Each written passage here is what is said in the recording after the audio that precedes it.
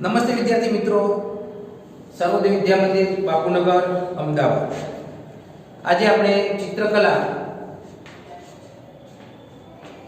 ધોરણ 9 પાઠ નંબર 4 શિલ્પ અને સ્થાપત્ય. ગુજરાતની અંદર જે શિલ્પ સ્થાપત્ય આપ્યા છે એના વિશે માહિતી મેળવીએ કે શિલ્પ અને સ્થાપત્ય બંને વસ્તુ અલગ અલગ થતી હોય છે. શિલ્પ એટલે કોતરણી કરવામાં આવે છે અને સ્થાપત્ય એટલે એની અંદર જુદા જુદા કોતરણી અથવા એની અંદર સિમેન્ટ, રેતી, કપચી કે જે બધું મિક્સ કરી અને જે વસ્તુ બનાવવામાં આવે, મોટું મકાન તૈયાર કરવામાં આવે, જે ઇમારત તૈયાર કરવામાં આવે તે એને સ્થાપત્ય કહેવામાં આવે છે. એટલે આ રીતે સ્થાપત્ય હોય છે મિત્રો. તો શિલ્પ અને સ્થાપત્યની દ્રષ્ટિએ ગુજરાત ઘણું સમૃદ્ધ છે.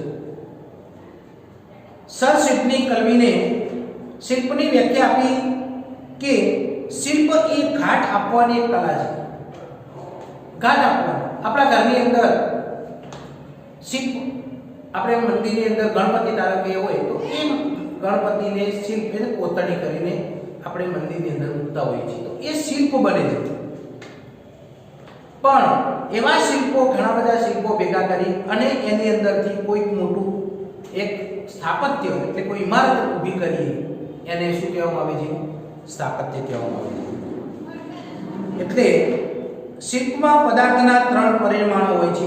3 પરિમાણો કે 3 બાજુની આપણે જોઈ શકીએ છીએ શિલ્પની અંદર, કે લંબાઈ, પહોળાઈ અને ઊંડાઈ અથવા જાડાઈ. શિલ્પ માટે મોટે ભાગે માટી, ધાતુ, કાષ્ટ કે પથ્થરમાંથી બનાવવામાં આવતું હોય છે. શિલ્પ શેમાંથી બનાવવામાં આવે? લાકડામાં કોતરીને પણ બનાવવામાં આવે, લોખંડની અંદર પણ બનાવવામાં આવે, માટીની અંદરથી પણ બનાવવામાં આવે, આ રીતે કોઈ પથ્થરમાંથી પણ કોતરવામાં આવે. તો આવી રીતે એ બનાવવામાં આવતું હોય છે. પરંતુ આજના આધુનિક શિલ્પો અલગ અલગ ધાતુ કે વસ્તુમાંથી બનાવેલા પણ જોવા મળે છે. અલગ અલગ ઘણા બધા ધાતુની અંદરથી પણ, સોનાનીથી પણ બને, ચાંદીથી પણ બને, કાંસાથી પણ બને, તાંબાથી પણ બને. ઘણી બધી પ્રકારે એ અત્યારે આધુનિક યુગની અંદર બની શકતું હોય છે. તો આ શિલ્પો બનતા હોય છે. તો શિલ્પના 2 પ્રકાર છે, અંશમૂર્ત શિલ્પ અને પૂર્ણમૂર્ત શિલ્પ. શિલ્પના 2 પ્રકાર.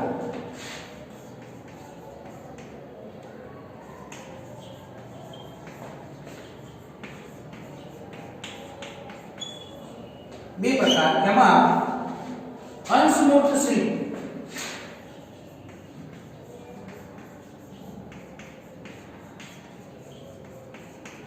અને બીજું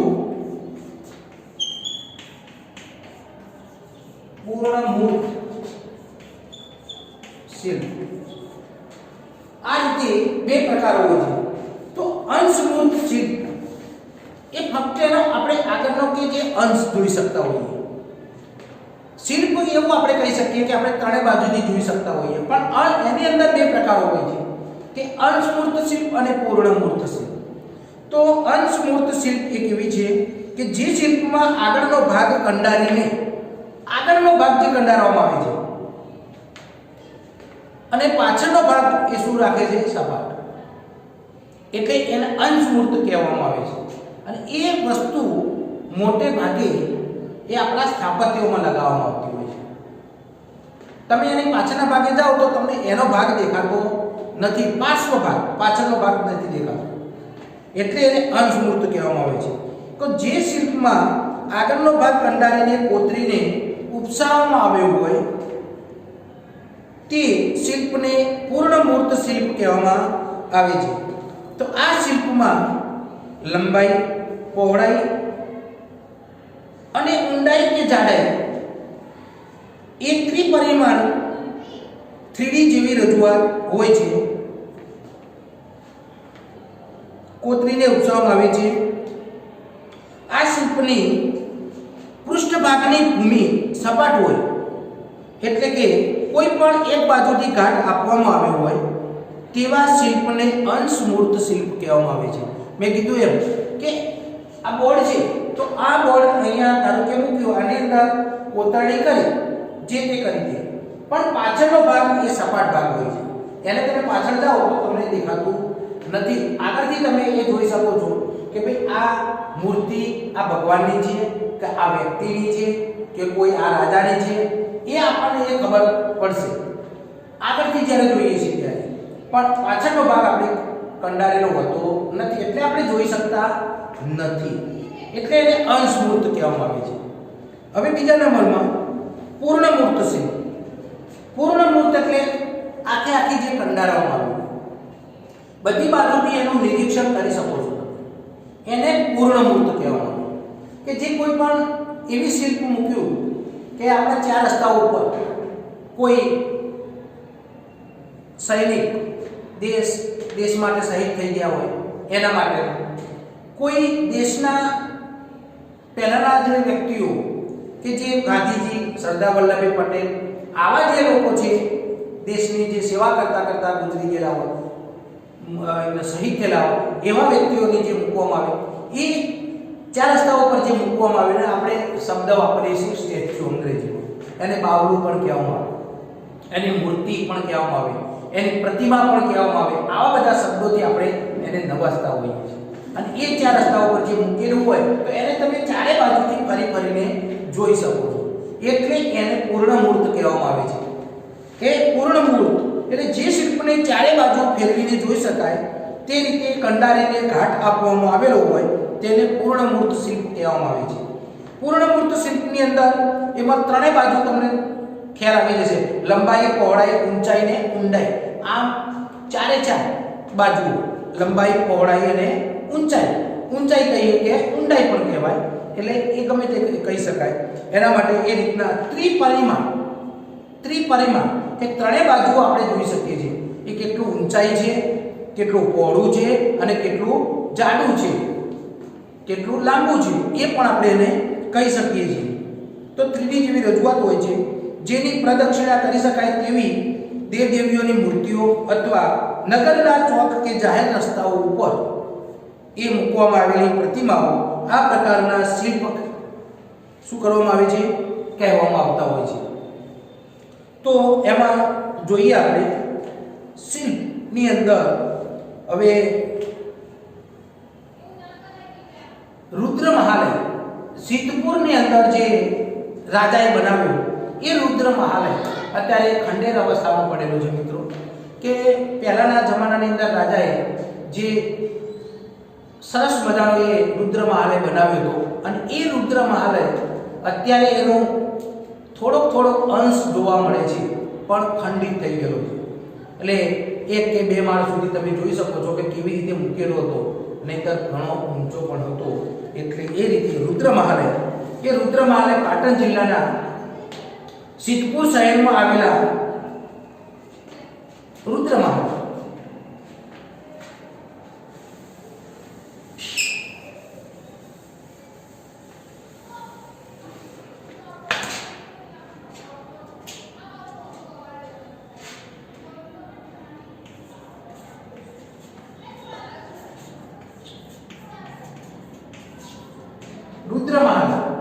આ રુદ્ર મહાલય તે સિદ્ધપુરની અંદર આવેલું છે. એ સ્થાપત્ય કલાનો એક ઉત્કૃષ્ટ નમૂનો છે. સિદ્ધપુર શહેર સરસ્વતી નદીને કાંઠે આવેલું છે. આ રુદ્ર મહાલય રાજા મૂળરાજ સોલંકી વંશના જે રાજા હતા એ મૂળરાજ સોલંકીએ બંધાવ્યો હતો. રાજા સિદ્ધરાજ જયસિંહ એ પાછળથી તેમાં એનું શું કર્યું હતું, સમારકામ કરાવ્યું. કારણ કે મૂળરાજ સોલંકીએ બંધાવ્યો, પણ પછી ધીમે ધીમે શું થતું જાય છે, એ સ્થાપત્ય થોડું તૂટતું જતું હોય અને એમાંથી પછી એમને શું કર્યું, સમારકામ સંભળાવ્યું હતું. આજે ખંડેર ભગ્ન અવસ્થામાં ભાગેલો તૂટેલો પડેલો છે. આજના સમયની અંદર ખંડેર અવસ્થામાં ભગ્ન અવસ્થાની અંદર પડેલો છે. તો જોવા મળતા આ રુદ્ર મહાલયની અંદર શિવ મંદિરો વધારે જોવા મળે છે. શિવ મંદિર ભગવાન શંકરના શિવ મંદિર, એટલે એને રુદ્ર મહાલય નામ આપેલું છે. જોઈ અસલ રુદ્ર મહાલયની કલ્પના કરવી મુશ્કેલ છે. અત્યારે જોઈ નથી શકાતું, કારણ કે એ ભગ્નાવસ્થાની અંદર પડેલો છે તેને 4 સ્તંભ તેમજ તેની ઉપરના કલાત્મક કોતરણી કામ ઉપરથી મૂળ મંદિરની ભવ્યતા તથા કલા સમૃદ્ધિની પ્રતીતિ થાય છે. કોતરણી એવી સરસ મજાની કરેલી છે. મૂળ મંદિરની ભવ્યતા, એની જે ભવ્યતા દેખાય છે તે કલા સમૃદ્ધિની પ્રતીતિ થાય છે. યાદ રીતે અપાવે છે. પુરાતત્વ એટલે આપણા ભારત દેશનું જે પુરાતન ખાતું, પુરાતત્વ ખાતું જે પુરાની વસ્તુને જે સાચવે, જેના ઉપર દેખરેખ રાખે એને પુરાતત્વ ખાતું કહેવામાં આવે છે. એટલે પુરાતત્વ ખાતાની માહિતી પ્રમાણે રુદ્ર મહાલય 2 માળનું હતું અને તેના શિખરની ઊંચાઈ 150 ફૂટની હતી. જેનું શિખર હતું 150 ફૂટ ઊંચું હતું. આ શિવ મંદિરના શિખર પર અસંખ્ય સુવર્ણ કળશ, કળશ એટલે આપણે જે લોટો કહીએ તે, બરાબર, એ સુવર્ણ એટલે સોનાના કળશ હતા અને અનેક ધજાઓ એના ઉપર ફરકાવી શકાય તેવી વ્યવસ્થા પણ હતી. આવું પુરાતન ખાતું કહે છે. અત્યારે જોવા મળતું નથી. મનોહર શિલ્પો અને કલાત્મક કોતરણી વાળા રુદ્ર મહાલયની આસપાસ દેવકુલિકાઓ છે. દેવકુલિકા, દેવોની મૂર્તિઓ, એનો જે ગોખ કહીએ તે આસપાસ દેવકુલિકાઓ હતી. રુદ્ર મહાલયના સભા મંડપના ગુમ્મટની કિનારો ઉપર રામાયણ અને મહાભારતના પ્રસંગોનો સુંદર દ્રશ્ય કંડારવામાં આવ્યા હતા. ઘુમ્મટની અને જે કિનારો ઉપર, જે ઉપરનો ભાગ હોય ઘુમ્મટનો અને નીચે કિનારીઓ હતી, ત્યાં રામાયણ અને મહાભારતના દ્રશ્યો કંડારવામાં આવ્યા હતા. અને સમગ્ર રુદ્ર મહાલયનો નાનો અંશ છે. જે આજે જે દેખાય છે તે એનો સમગ્ર, એનો નાનો અંશ દેખાય છે. જે ઓરિજિનલ, જે પહેલાના જમાનાનો હતો, જે રાજાએ બનાવ્યો હતો મૂળરાજ સોલંકી, એનો અત્યારે એ તમે જોઈ શકતા નથી, પણ એનો અંશ જોવા મળે છે. એની જગ્યા જોવા મળે છે કે આ જગ્યાએ હતો એમ. તો રુદ્ર મહાલયના 4 સ્તંભ, ઝરૂખા અને પ્રવેશદ્વારના સ્તંભો ઉપર બારીક નકશીકામ જેવી અદ્ભુત કોતરણી તથા માનવોની આકૃતિવાળા સુંદર શિલ્પો ગુજરાતના સોલંકી યુગની સમૃદ્ધિ સ્થાપત્યની ઝાંખી કરાવે છે. તો આ રીતે આપણે મિત્રો અહીંયા આ અત્યારનો જે એક નાનો અંશ આપેલો છે એ મિત્રો આપણે અહીંયા આપણે જોઈ શકીએ છીએ. તો આ રીતે આખો અંશ એનો આપેલો છે અને આપણે એને જોઈએ અને એનો અભ્યાસ કરીએ. ઘણી વખત આપણે ત્યાં મિત્રો એ જગ્યા ઉપર સિદ્ધપુરમાં જઈ અને આપણે પણ એની જગ્યાનો અભ્યાસ પણ કરી લઈએ કે કેવું, કઈ જગ્યાએ બનાવ્યું હતું, કેવી રીતનું બનાવ્યું, તેની કોતરણી, પથ્થરો કેવા પણ હતા તે પ્રમાણે આપણે જોઈ શકીએ. એના જે પથ્થરો જે પડ્યા છે એ પથ્થરો પણ આપણને એમાંથી કંઈક શીખવી જાય છે મિત્રો, કે કોતરણી એક શિલ્પ શું વસ્તુ હોય છે તે, કે નાનામાં નાનું વસ્તુને બારીકતાથી એને ધ્યાન આપીને કોતરવામાં આવતી હોય છે. એટલે આ રીતે આપણે એને ત્યાં જઈને જોઈ શકીએ છીએ. એવા પથ્થરો પણ વાપરેલા છે કે રેતીવાળા પથ્થરો. એ રેતીવાળા પથ્થરો એવા હોય કે જે રેતિયા પથ્થરો કહેવામાં આવે, કે જેને તમે અડો, હાથ વડે ઘસરકો તો પણ એ ખરી પડતા હોય અને એની અંદર શિલ્પ કરવામાં આવ્યું છે, કોતરવામાં આવ્યું છે. વિચાર કરવા જેવી વાત છે કે શિલ્પકારો કેટલા સરસ મજાના એ શિલ્પીઓ એ બનાવતા હોય અને જે એનો શિલ્પ કર્યું હોય એના કેટલું ધ્યાન આપ્યું છે અને કેટલી એના ઉપર કષ્ટ પણ પડી છે. ઘણી વખત તૂટી પણ ગયું હોય છે અને બીજો પથ્થર પણ લેવો પડતો હોય છે. ઘણી વખત તૈયાર થઈ ગયેલો માલ ક્યારેક તે વસ્તુમાંથી નષ્ટ થઈ જતી હોય અને એ વસ્તુ પછી રાજાઓ ચૂકવી લેતા નથી હોતા. આવું પણ બનેલું હોય છે. તો શિલ્પીઓ એટલું બારીકતાથી ધ્યાન આપતા હતા. તો હવે નંબર 2 જોઈએ. હવે વડનગરનું કીર્તિ તોરણ.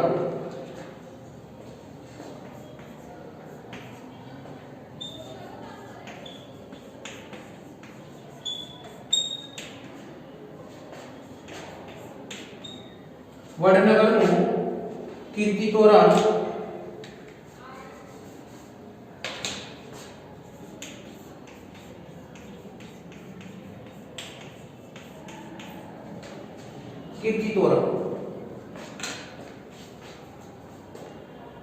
કીર્તિ તોરણ, કીર્તિ એટલે યશ. વિજય કોઈ વસ્તુ પામેલું હોય અને એની વસ્તુ એ જે વસ્તુથી વિજય પામ્યા હોય કે જે રાજા એનો બીજું કોઈ રાજ્ય જીત્યું હોય અને કંઈક એના ઉપરથી અથવા કોઈ જશ મેળવવાનો હોય કે જશ મેળવ્યો હોય એવી વસ્તુની યાદગીરી માટે એ કીર્તિ તોરણ કરવામાં આવતું હોય છે, બનાવવામાં આવતું હોય છે. તો આવી રીતના તોરણ આપણા ઘરે પણ આપણે લગાવતા હોઈએ છીએ, ઘરના દરવાજે આપણે તોરણ લગાવતા હોઈએ. પણ કીર્તિ એટલે જશ, જશ મળ્યો હોય એમાંથી જે તોરણ બનાવ્યું એ વસ્તુની વાત છે આ એના ઉપરથી, એટલે કીર્તિ તોરણ શબ્દ વપરાય છે. એટલે વડનગરનું જે કીર્તિ તોરણ બનાવ્યું છે એ એના વિશે થોડું ખ્યાલ મેળવીએ આપણે કે સોલંકી રાજા સિદ્ધરાજ જયસિંહે બંધાવેલું ભવ્ય કીર્તિ તોરણ ઉત્તર ગુજરાતના મહેસાણા જિલ્લાના વડનગરમાં આવેલું છે. આ તોરણ ગુજરાતના બેનમૂન યાદગીરી માટેની વાત છે. શિલ્પ સ્થાપત્યની સમૃદ્ધિના પ્રતિકરૂપ ગણાય છે. સોલંકી રાજાઓ પોતાના વિજયની સ્મૃતિ રૂપે યાદગીરી માટે કોઈ વિજય મળ્યો હોય અને સ્મૃતિ રૂપે આવા કીર્તિ તોરણો બંધાવતા હતા. આ પ્રકારના તોરણો ગુજરાતમાં જોવા મળતા હોવાથી આ તોરણો ગુજરાતની આગવી ઓળખ કહી શકાય. ગુજરાતમાં કપડવંજ, શામળાજી, મોઢેરા, વાલમ, જૂના ડીસામાં સિદ્ધાંબિકાનું મંદિર તથા પિલુદ્રામાં પણ આ પ્રકારના તોરણો જોવા મળે છે. જુદી જુદી જગ્યાએ ગુજરાતની અંદર આ કીર્તિ તોરણો જોવા મળે છે મિત્રો. તો ગુજરાતમાં આવેલા કીર્તિ તોરણો પૈકી વડનગરનું કીર્તિ તોરણ ખૂબ પ્રખ્યાત છે. 40 ફૂટની ઊંચાઈ ધરાવતું આ ભવ્ય કીર્તિ તોરણ રેતિયા પથ્થર, મેં તમને કીધું એ તે કે રેતિયા પથ્થરથી એટલે સેન્ડસ્ટોન કહેવામાં આવે. સેન્ડ એટલે રેતી, સ્ટોન એટલે પથ્થર. સેન્ડસ્ટોન નું બનેલું છે જે શર્મિષ્ઠા તળાવમાં છે. અત્યારે આપણે ક્યારેક જઈએ તો શર્મિષ્ઠા તળાવ ઉપર તાના રેલી માટેનું જે એક જગ્યા સરસ બનાવેલી છે અને એ કીર્તિ તોરણ ત્યાં આગળ મૂકેલું છે ત્યાં આગળ. અને એ જગ્યાએ આ કીર્તિ તોરણ સેન્ડ એટલે રેતી અને સ્ટોન એટલે પથ્થરનું બનેલું છે. શર્મિષ્ઠા તળાવ પાસે આવેલું છે. તોરણ એટલે પથ્થરમાં કંડારેલ કોતરેલ કમાનો વાળું મંદિરનું પ્રવેશ દ્વાર. આપણા દરવાજે જે મૂકીએ છીએ જેમ તોરણ લગાવીએ છીએ તે એ મંદિરની અંદર જે પ્રવેશ કરવાનો હોય અને એના ઉપર કોતરણી કરીને એ શું બનાવવામાં આવતું હોય છે, એ પ્રવેશ દ્વાર બનાવવામાં આવ્યું છે. એને આ કીર્તિ તોરણ કહેવામાં આવે છે. પ્રવેશ દ્વાર પથ્થરના સ્તંભો ઉપર ગોઠવેલા તોરણના પાટડા સાથે બે મનોહર કમાનો નાજુક કોતરકામ અને શિલ્પકામથી સભર છે. બંને સ્તંભો ઉપર સુંદર મનુષ્યાકૃતિઓના શિલ્પ અને ફૂલવેલનું ઝીણવટભર્યું કોતરકામ છે. તોરણમાં સર્વત્ર હાથી, ગણપતિ અને દેવદેવીઓના શિલ્પો જોવા મળે છે. લાકડામાં કોતરકામ કર્યું હોય એવું પથ્થર પરનું નકશીકામ એ ગુજરાતના શિલ્પીઓની એક ઉમદા સિદ્ધિ છે. કેવી વાત છે? કોતરકામ કે જે લાકડા ઉપર પથ્થર કોતરકામ કર્યું હોય એવું એ આ કેવું કર્યું છે? પથ્થર ઉપર કર્યું છે. જેમ મીણની અંદર જેમ કરતા હોય છે કોતરકામ એવું પણ આ પથ્થર ઉપર કરેલું છે. એ ગુજરાતના શિલ્પીઓની ઉમદા સિદ્ધિ છે. દેશ પરદેશના હજારો પ્રવાસી આ તોરણ જોવા આવે છે અને ગુજરાતની કલા વારસાનું પ્રતીક એવા વડનગરના કીર્તિ તોરણને બિરદાવે છે, યાદગીરી કરે છે, બિરદાવે છે, વખાણે છે. મિત્રો, આ કીર્તિ તોરણ દેશ વિદેશની અંદર પણ પ્રખ્યાત છે અને એ લોકો ત્યાં આગળ બધા જોવા માટે આવતા હોય છે અને એનો અભ્યાસ પણ કરતા હોય છે કે રાજાઓએ જે આવા કીર્તિ તોરણો બંધાવ્યા હતા એ મિત્રો આપણે અહીંયા આ કીર્તિ તોરણ આપણે જોઈ શકીએ છીએ અને એનો અભ્યાસ પણ કરીએ. ઘણી વખત આપણે જગ્યાઓ ઉપર જઈ વડનગરની અંદર જઈ ક્યારેક ફરવાનું જવાનું થાય આપણા સગા સંબંધીઓ સાથે કે મિત્રો સાથે કે જ્યારે જવાનું થાય તો આ જગ્યાનું અવશ્ય આપણે મુલાકાત કરીએ અને એનો અભ્યાસ ત્યાં જઈને રૂબરૂ આપણે કરી શકીએ. પુસ્તકની અંદરથી જે જોવા મળે છે એના કરતાં જાતે જગ્યાઓ પર જોઈ અને આપણે એનો અભ્યાસ કરીએ તો આપણને પૂરેપૂરો ખ્યાલ આવતો હોય છે કે વસ્તુ હકીકતમાં કેવી હોય છે અને કેવી રીતનું એ શિલ્પ કરેલું છે, કેવી રીતનું સ્થાપત્ય કરેલું છે મિત્રો. તો આપણે એના વિશે આપણે જાણી શકતા હોઈએ છીએ.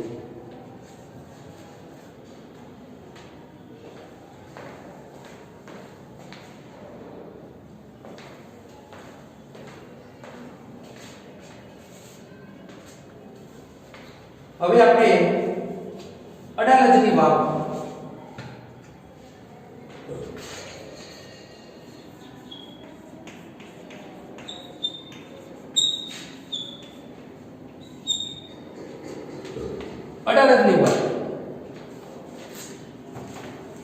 અડાલજની વાવ આપણા અમદાવાદ શહેરથી નજીક જ આવેલી છે.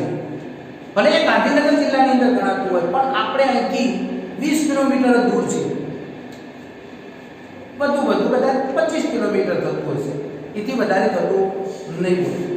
25 નહીં થતું હોય, કદાચ 20 થી ઓછું રહેતું હશે. એ જે રહેતું હોય તે પણ આપણા અમદાવાદની નજીકમાં જ, આપણા અમદાવાદમાં જ ગણાય છે. એમ એ અડાલજની વાવ છે. તો અમદાવાદની ઉત્તરે ગાંધીનગર જિલ્લાના અડાલજ ગામમાં આવેલી વાવ છે. 5 માળની આ વાવનું બાંધકામ સોલંકી વંશના રાજાઓમાં થયેલું છે. સોલંકી વંશના રાજાઓ સ્થાપત્યની દ્રષ્ટિએ પાટણની રાણકી વાવને આ શું આવે છે? મળતી આવે છે. પાટણની રાણકી વાવને મળતી આવતી આ વાવ એટલે અડાલજની વાવ. તો આ વાવ સંવત 1499 માં રૂડાબાઈએ પોતાના પતિ વીરસિંહની યાદમાં બંધાવી હતી. ઘણા સ્થાપત્યો એવા છે કે રાજાએ પોતાની પત્નીના યાદમાં, રાજાઓ પોતાની રાણીની યાદમાં બંધાવી છે, પણ આ રાણી એવા રાણી હતા કે જે પોતાના પતિની યાદમાં એમને શું કર્યું હતું? આ અડાલજની વાવ બંધાવી. તાજમહેલ પણ એ રાજાએ એની પોતાની રાણીની યાદગીરીમાં બતાવી હતી. સંગેમરમર નામના પથ્થરોથી સરસ મજાના કંડારવામાં આવેલા છે. તો એવી રીતના આ અડાલજની વાવ એ રૂડાબાઈએ પોતાના પતિ વીરસિંહની યાદમાં બનાવી મિત્રો. તો પગથિયાવાળો કૂવો, વાવ એટલે કૂવો, વાવ એટલે કૂવો, પણ કેવો કૂવો? પગથિયાવાળો, કે જે ઉતરી શકાય, નીચે જઈ શકાય, ત્યાંથી પાણી ભરી શકાય. જે સામાન્ય કૂવાઓ હોય છે એને અંદર દોરડા વડે અથવા ચેન વડે અથવા અંદર કોઈ વાસણ કે અને બાંધીને કે લટકાવીને એનાથી પાણી ભરી શકાતું હોય છે. વાવની અંદર એવી વસ્તુ હોય છે કે પગથિયાવાળું હોય છે, ત્યાં જઈ શકાય છે અને ત્યાંથી સીધું ભરી શકાતું હોય છે. આ એને વાવ કહેવામાં આવતું હોય છે. પગથિયાવાળો કૂવો એટલે વાવ. એટલે પગથિયાવાળા કૂવાને વાવ કહેવામાં આવે છે. આ વાવના 3 પ્રવેશ દ્વારો ઉચ્ચ કોટીના શિલ્પકામ અને સ્થાપત્યની દ્રષ્ટિએ નોંધપાત્ર છે. વાવમાં જેમ જેમ ઊંડે ઉતરતા જઈએ તેમ તેમ પગથિયાની બંને બાજુઓ બારીક કોતરણીવાળા આકર્ષક ઝરૂખા, દેવદેવીઓના ગોખલાઓ, માનવ આકૃતિઓ, ફૂલવેલની અલંકૃત કરેલા થાંભલા, સ્તંભો તથા તેનું બારીક ઝીણવટભર્યું પથ્થર પરનું કોતરકામ મનોહર અને શ્રેષ્ઠ છે. એના ઉપર ઝરૂખાઓ છે, આના ઉપર જે ઉપર લગાવેલું છે તે આકર્ષક, એનું જે ઘુમ્મટથી કહેવાય એ ભાગને એ સરસ મજાનો. ત્યાંથી તમે પગથિયે દરેક માળ સુધી એના જે થાંભલાઓ છે તે, પછી એના અંદર ઉતરતા જઈએ એનો જે વચ્ચેનો ભાગ છે તે ગર્ભ ભાગ કહેવાય છે, એની અંદર પણ જઈએ તો એમ જેમ ઉતરતા જઈએ એમ જુદા જુદા તમને ઝીણવટ ભર્યા કોતરકામો જોવા મળતા હોય છે. અને એ કોતરકામ બધું પથ્થર ઉપરથી બનાવવામાં આવતું હોય છે અને મહત્વનું કે જે મનોહર અને શ્રેષ્ઠ ગણાય છે. તો જેમ જઈએ તેમ આ સ્થાપત્યો આપણને જોવા મળતા હોય છે. પણ શિલ્પીઓએ શિલ્પકામ કર્યું, એની અંદર કોતરકામ કર્યું અને એ મૂકવામાં આવતું હોય છે અને પછી એની અંદરથી સ્થાપત્ય કરવામાં આવતું હોય છે. તો ગુજરાતના ભૂતકાળની સમૃદ્ધિનો અણસાર આપતું આ સોલંકી વંશનું સ્થાપત્ય આખા ગુજરાતની સંસ્કૃતિનું એક પ્રેરણાબળ લાગે છે, પ્રેરણા મળે છે આની અંદરથી કે ગુજરાતની સંસ્કૃતિ એ સમયે કઈ ઊંચાઈ પર હશે, કેટલી ઊંચાઈ પર ગુજરાતની જે સંસ્કૃતિ હશે એ આ એને પ્રતિબિંબ છે અડાલજની વાવ. સોલંકી વંશના સ્થાપત્યમાં જોવા મળે છે. આ વાવનું સ્થાપત્ય દુનિયામાં આટલા વિકસિત રૂપમાં માત્ર ગુજરાતમાં જ જોવા મળે છે. આ રીતે એ આપણે મિત્રો અહીંયા આપણે આ અડાલજની વાવ જે જોઈએ તે પણ આપણે જોઈ શકીએ છીએ. તો એનું પણ આપણાથી નજીક જ છે, તો ક્યારેક રજાના દિવસે આપણે પણ ત્યાં જઈ અને રૂબરૂ એની મુલાકાત કરીએ અને એના જે શિલ્પો સ્થાપત્યો એ પણ આપણે જોઈએ મિત્રો. તો આ આપણું એક શું છે અડાલજની વાવ અને એનું દ્રશ્ય એ આપણે નિરીક્ષણ કરીએ અને ત્યાં જઈને રૂબરૂ આપણે એ જગ્યા ઉપર જઈને એનું પ્રત્યક્ષ નિરીક્ષણ કરીએ અને જોઈએ. હવે આપણા અમદાવાદની અંદર આવેલું કાંકરિયું તળાવ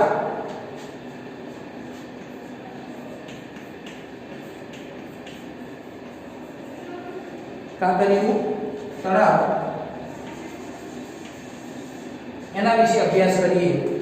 કાંકરિયા તળાવ અમદાવાદની મધ્યમાં આવેલું છે. અમદાવાદની અંદર જ આવેલું છે અને આપણે એને ઘણી વખત પણ જોયેલું પણ હશે. તો અમદાવાદમાં આવેલું કાંકરિયા તળાવ બંધાયું ત્યારથી આજ સુધી શહેરનું એક આકર્ષણનું કેન્દ્ર છે. લોકો કાંકરિયા તળાવને જોવા માટે એ ઘણી બધી જગ્યાએથી જુદી જુદી જગ્યાએથી લોકો ત્યાં આગળ આવે છે. તો આ તળાવ ગુજરાતના સુલતાન કુતુબુદ્દીને ઈસવીસન 1451 માં આ બંધાવ્યું હતું. આ તળાવ બંધાયું એ સમયના ગુજરાતમાં તળાવ બાંધવાની કળા પૂર્ણતાએ પહોંચી હતી. જે તળાવો વધારે સમયની અંદર એ વખતના સમયની અંદર તળાવો બંધાતા હતા અને એ પૂર્ણતાને આલે હતી. તળાવની રચના રમણીય છે. તેમાં કલાત્મક બાંધેલો પગથિયાઓ, છત્રીઓ, બેઠકો અને વચ્ચે બગીચાવાળો સુંદર તળાવની ગણના. વચ્ચેના ભાગમાં એ તળાવની વચ્ચે એ સુંદર તળાવની ગણના ભારતના મોટા નગર તળાવોમાં થાય છે. તેનું મૂળ નામ હતું એ વખતના સમયની અંદર સૌથી પહેલામાં પહેલા, કારણ કે આને કુતુબુદ્દીને કર્યું એટલે એનું નામ આપવામાં આવ્યું હતું ઓજે કુતુબ. એનું નામ શું આપવામાં આવ્યું હતું? ઓજે કુતુબ એવું રાખવામાં આવ્યું હતું. પણ આજે તેને કાંકરિયા તળાવ તરીકે ઓળખવામાં આવે છે. કાંકરિયા તળાવ તરીકે એટલા માટે રાખવામાં આવે છે મિત્રો કે જે વખતે કાંકરિયા તળાવનું ખોદકામ થતું હતું અને એ સમયની અંદર કાંકરિયા તળાવમાંથી ખોદતી વખતે કાંકરાનું પુષ્કળ પ્રમાણમાં કાંકરાઓ નીકળ્યા હતા અને એ તળાવ કાંકરિયા તરીકે ઓળખવામાં આવ્યું છે. એટલે પુષ્કળ પ્રમાણમાં કાંકરાનું પ્રમાણ આવી ગયું કે જે જમીન હોય એ જમીનનું થર આવતું હોય એ કાંકરાનું થર આવી ગયું અને એ સમયની અંદરથી પછી કાંકરિયાવાળો તળાવ બનાવવામાં આવ્યું મિત્રો. તો આ તળાવની રચના પાટણના સહસ્ત્રલિંગ તળાવને મળતી આવે છે. તળાવના ખોદકામ સમયે કાંકરા જેવા પથ્થરો મળી આવેલા, તેથી તેનું નામ કાંકરિયા તળાવ પડ્યું હતું. 76 એકરના વિસ્તારને આવરી લેતો, 76 એકર 76 એ એકરને આવરી લેતો આટલો વિસ્તાર છે અને આ વિસ્તારની અંદર આ લગભગ એનો ઘેરાવો 2 કિલોમીટરનો છે. પહેલાના સમયની અંદર 2.5 કિલોમીટર ગણાતો હતો. જેનો રોડનો જે ભાગ ગણવામાં આવે છે તે એ 2.5 કિલોમીટરનો મિત્ર આવતો ગણતરી. પણ હવે એનો જે અંદરનો ભાગ જે ગણીને કરવામાં આવ્યો છે તેને 2 કિલોમીટરનો ગણવામાં આવતો હોય છે.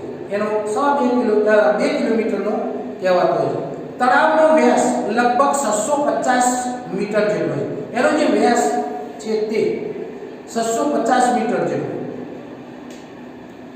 190 ફૂટ લાંબા એક સરખા 34 બાજુઓના બહુકોણવાળા.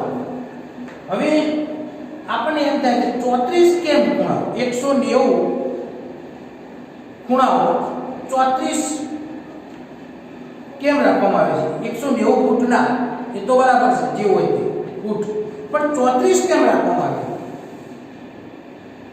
કે 36 નહીં રાખવામાં આવે, 32 નહીં રાખવામાં આવે?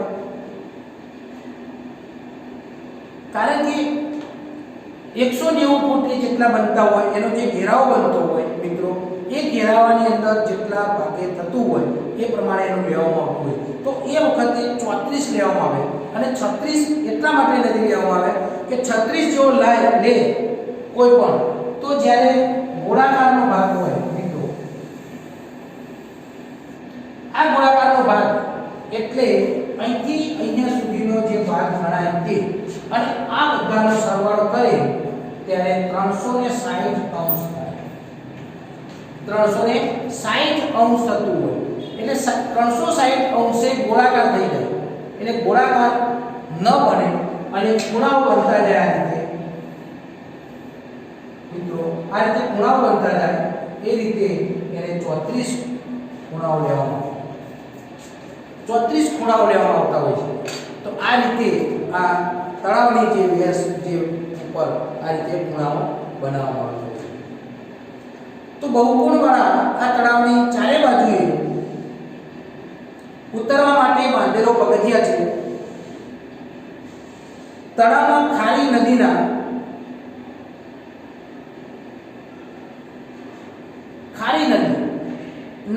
કાંસમાંથી પાણી લાવવા અને ખાલી કરવા માટે એની જૂની જમના ગરનાળા અને ગરણીઓ પણ છે. ત્યાં આગળ જાઓ, તમે જોજો ત્યારે જાઓ તો ત્યાં એ ગરનાળું પણ છે, અને ત્યાંથી પાણી અંદર આવી શકે અને પાણી બહાર જઈ શકે એના માટે ગરણી પણ મૂકવામાં આવેલી છે. ત્યાં આગળ એના જે અંદર આવવા માટેનું બારું, જે આપણે શબ્દ વાપરીએ છીએ એ પણ અંદર મૂકવેલું છે. ગરણી પણ મૂકવામાં આવી છે, ગરનાળું પણ મૂકવામાં આવ્યું છે. તો માત્ર પાણીની અવર જવર માટેના ઉપયોગમાં આવતા આ ગરનાળા અને ગરણી સુંદર કોતરણીવાળી છે. આ તળાવ પંચ શતાબ્દી નિમિત્તે તે વખતના અમદાવાદના મેયર શ્રી ચિનુભાઈ શેઠના ઉત્સાહ અને પ્રયત્નોથી પુનઃજીવન થયું હતું. પહેલા લોકો બહુ વખાણતા નહીં હોય, બહુ લોકો જતા નહીં હોય, પણ એ પછી એમને આનું શું કર્યું? નવનિર્માણ કર્યું અને થોડોક સુધારો કર્યો, અને લોકો ત્યાં આગળ જતા આવતા થતા. અત્યારે તો સરસ મજાનું મનમોહક બનાવી દીધું. અત્યારની જે નવી સરકાર, જે નવા જે શાસકો રહે એમના દ્વારા સરસ મજાનું ત્યાં આગળ દર વર્ષે એનો પ્રોગ્રામ પણ થતો હોય છે, અને એનો આપણે પણ લાભ લેતા હોઈએ છીએ. એના કિનારો પર જઈને બેસતા હોઈએ તો આપણને કંઈક અલગ પ્રકારની કાંકરિયા તળાવ દેખાતું હોય છે. તો વિશાળ તળાવ કે સરોવર વચ્ચે કરવામાં આવતા બેટ વચ્ચેનો ભાગ છે તે બક સ્થળ કહેવામાં આવે છે. આ બક સ્થળ તે બાગે નગીના અથવા આજની નગીના વાડી તરીકે ઓળખવામાં આવે છે. નગીના વાડીમાં બગીચો અને મહેલ છે, જેમાં જવા માટે પુલ બાંધેલો છે. કાંકરિયાની ચારે બાજુ ચાલવા માટે ફરસીબંધ વાળો રસ્તો છે. ચારે બાજુથી આપણે ચાલી શકીએ છીએ. અને તળાવની આસપાસ બાળવાટિકા, પ્રાણી સંગ્રહાલય, માછલીઘર અને તળાવમાં નૌકા વિહારની પણ એ વ્યવસ્થા કરેલી છે.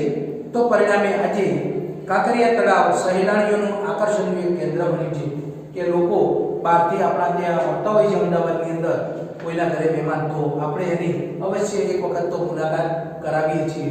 તો આ રીતે એક આકર્ષણ બનેલું છે. બીજા ક્યાંય નહીં તો કે કાંકરિયા તળાવ આપણે જઈ આવીએ, એ જોવા માટે આકર્ષણ બનેલું છે, અને આપણે જતા પણ હોઈએ છીએ. હવે સીદી સૈયદની જાળી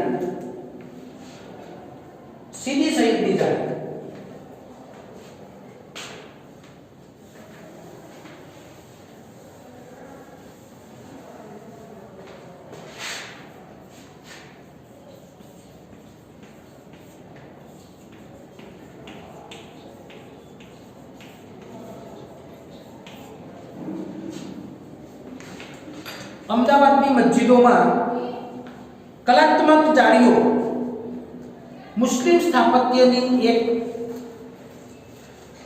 વિશિષ્ટ સિદ્ધિ છે. અમદાવાદમાં લાલ દરવાજા વિસ્તારમાં આવેલી સીદી સૈયદની મસ્જિદ તેની દિવાલોમાં આવેલી અત્યંત મનોહર કોતરણીવાળી બે પથ્થરની જાળીઓના લીધે જગતભરમાં ખ્યાતિ પામેલી છે. પહેલાના સમયની અંદર 3 જાળીઓ હતી. અમદાવાદના જે વસનાર વ્યક્તિઓ છે એ આવી જગ્યાનો અવશ્ય આપણે મુલાકાત કરતા હોઈએ છીએ અને એ જાળીઓ જોવામાં ઘણા લોકોને ખબર જ હોય છે કે સીધી સૈયદની જાળી હોય છે પણ ઘણાએ જોયેલી પણ નહીં હોય અને ઘણા લોકો એનો ત્યાં પિકનિક પણ ગોઠવતા હોય છે ને ત્યાં માહિતી પણ લેતા હોય છે. તો જગતભરમાં ખ્યાતિ પામેલી છે.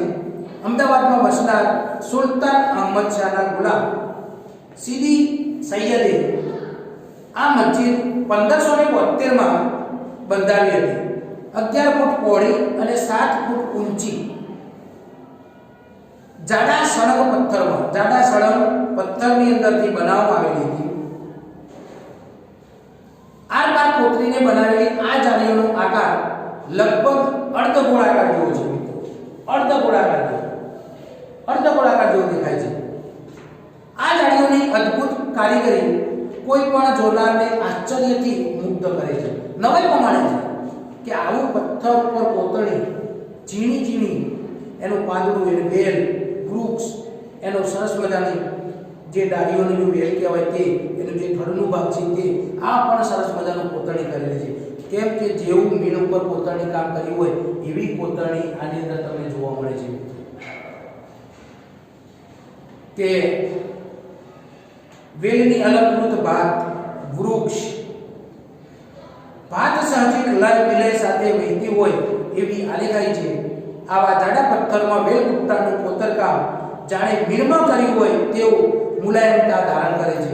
આવી નાજુક અને મનોહર કોતરણીવાળી આ જાળીઓ કલાની દ્રષ્ટિએ દુનિયાભરમાં બેનમૂન છે. કહેવાય છે કે આ મસ્જિદમાં 3 જાળીઓ હતી. એ વખતના સમયની અંદર રાજાઓએ 3 બનાવી હતી, જેમાંથી એક જાળી લોર્ડ કર્ઝને અંગ્રેજ શાસક હતા જે વખતે લોર્ડ કર્ઝને ઇંગ્લેન્ડ લઈ જવા માટે કઢાવી હતી. એની યાદગીરી રાખવા માટે ઇંગ્લેન્ડ જ લઈ જવા માટે અંગ્રેજો વખતે એ લોકો લઈ જવા માટે અહીંથી લોર્ડ કર્ઝને કઢાવી હતી. પરંતુ મુંબઈ પહોંચતા તે ભાગી ગઈ. તે મુંબઈ સુધી ગઈ પણ ત્યાંથી પછી તૂટી ગઈ, ભાગી ગઈ. આ જાળીઓની લાકડાની અને ચાંદીની પ્રતિકૃતિઓ બનાવીને દેશ પ્રદેશમાં મોકલવામાં આવે છે.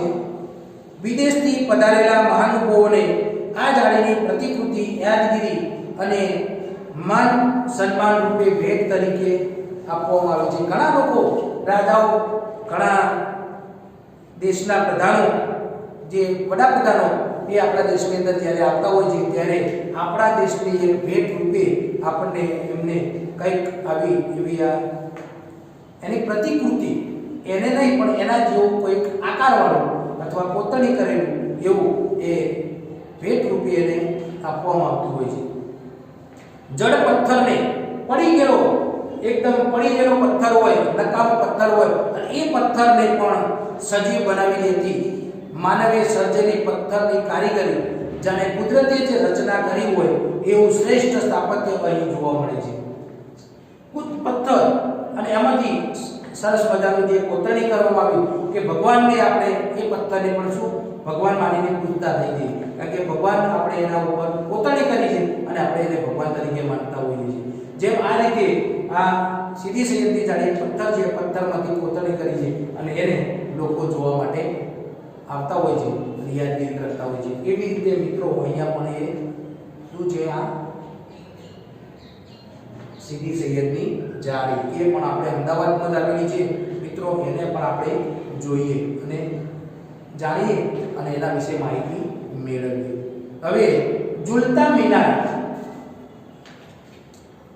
નવયુગ સ્થાપત્ય.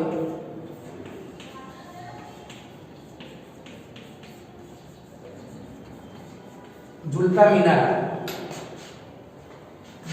મિનારા મુસ્લિમ સ્થાપત્ય કલાની એક વિશિષ્ટ સિદ્ધિ છે. અમદાવાદની બે મસ્જિદોમાં આવેલા મિનારા પૈકી બે મસ્જિદોની અંદર મિનારાઓ આવેલા છે.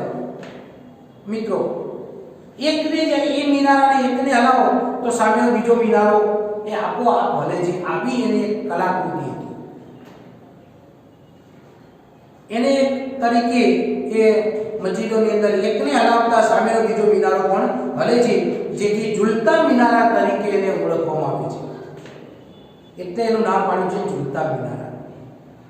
આ મિનારા અમદાવાદમાં ગોમતીપુરમાં આવેલી બીબીજીની મસ્જિદ અને સારંગપુરમાં રેલવે સ્ટેશન પાસે આવેલી સીદી બસીરની મસ્જિદમાં ઝૂલતા મિનારા આવેલા છે. રેલવે સ્ટેશન ઉપર આવેલું છે. જે રેલવે સ્ટેશન છે એના ભાગની અંદર આ તમને ઝૂલતા મિનારા જોવા મળે છે. અત્યારે અંદર જઈને પ્રવેશ કરવા દેતા નથી, કારણ કે ક્યારેક પડી જવાની પણ સંભાવના થતી હોય, અકસ્માત પણ થઈ શકે, એટલે અંદર જવા દેતા નથી. બહારથી આપણે જોઈ શકીએ છીએ. મિત્રો, તો સીદી બસીરની મસ્જિદમાં ઝૂલતા મિનારા જોવા મળે છે. સીદી બસીરની મસ્જિદના બે મિનારા અહમદ શાહના સમયમાં બન્યા હતા. આ બંને મસ્જિદોમાં આવેલા બે મિનારા પૈકી એક મિનારાને હલાવતા બીજો મિનારો પણ હલે છે. મિનારા જેવો પથ્થરનું સ્થાપત્ય આ રીતે હલી શકે એ ઘટના જોનારને માટે આશ્ચર્યજનક હોય છે. આશ્ચર્યકારક. ક્યારે એવું બની શકે એકને હલાવ્યું તો બીજો હલાવ્યો નહીં હલી શકે, પણ આની અંદર કઈક કલા કુશળતા છે. લોકો આની અંદર ઘણા બધા વૈજ્ઞાનિકો, એન્જિનિયરો એની અંદર જોડાઈ ગયા, પણ એનું જે કારણ છે એ હજુ સુધી અકબંધ છે, એ જાણી શક્યા નથી. તો એ કલાકારોની એ કુશળતાઓ છે, આશ્ચર્યકારક અને રહસ્યમય લાગે છે. કઈક નવીનતા લાગે છે. મિનારાની અંદર ચક્રાકાર પગથિયાવાળો એવો સીડી પણ બનાવેલી છે. પગથિયા આવેલા છે. એ પગથિયામાં ચડીને ઉપર જવાય છે, પણ અત્યારે મિત્રો જવાય નથી. સરકારે એના ઉપર બંધી મારી દીધી છે કે ક્યારેક અકસ્માત પણ થઈ શકે, પડી પણ જાય, એટલે એના ઉપર જવા દેતા નથી. બહારથી આપણે એને નિરીક્ષણ કરી શકીએ છીએ, જોઈ શકીએ છીએ. તો કોતરણીવાળા જે ઝરૂખા અંદર સુંદર કલાત્મક કોતરણીવાળા ઝરૂખા મૂકેલા છે. આ ઝરૂખા નીચે ટોડલાઓમાં સુંદર બારીક કોતરકામ જોવા મળે છે. મિનારાઓનો ઉપયોગ બાંધ પોકારવા થતો હશે.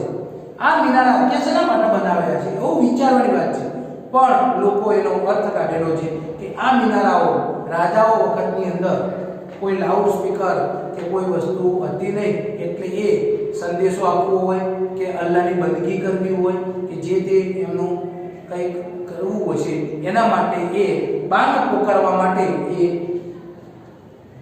એનું નિર્માણ કર્યું હશે. એવું આજના વિજ્ઞાન યુગમાં પણ આ મિનારાઓથી સી રીતે ઝૂલે છે એ પણ હજુ એનું શોધી શકાયું નથી. રહસ્યમય કલાત્મક કલાના નમૂનારૂપ ઝૂલતા મિનારા એ મુસ્લિમ સ્થાપત્યની કલાની આગવી એક સિદ્ધિ છે. તો આ રીતે આપણે શિલ્પ અને સ્થાપત્ય ગુજરાતના આપણે અભ્યાસ કર્યો. પણ મિત્રો, પુસ્તકીય જ્ઞાન એના કરતાં આપણે આ જગ્યાઓ ઉપર જઈ અને એ સ્થાપત્યનું પૂરેપૂરું નિરીક્ષણ કરીએ. આપણે આપણા સગાવાળા મિત્રો, મમ્મી પપ્પા કે જે તે હોય તે એની સાથે આપણે જ્યારે જઈએ ત્યારે આવા જગ્યાઓનું અવશ્ય મુલાકાત કરીએ અને એના વિશે આપણા જ્ઞાન, કારણ કે આ વસ્તુ એ ફક્ત એક ધોરણ કે એક વિષય માટે રહેવાનું નથી.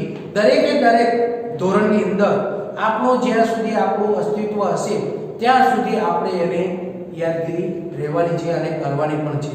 તો એ આપણા આ જ્ઞાન રાખી અને આપણે આપણી પણ આવનારી પેઢીને પણ આપણે એ આપી શકીએ. તો આવી જગ્યાઓ ઉપર જઈ અને આપણે નિરીક્ષણ કરીએ અને એની વિશે માહિતી પણ મેળવીએ. તો આ રીતે આપણો આ પાઠ અહીંયા પૂરો કરીએ છીએ મિત્રો. જય હિન્દ, જય ભારત.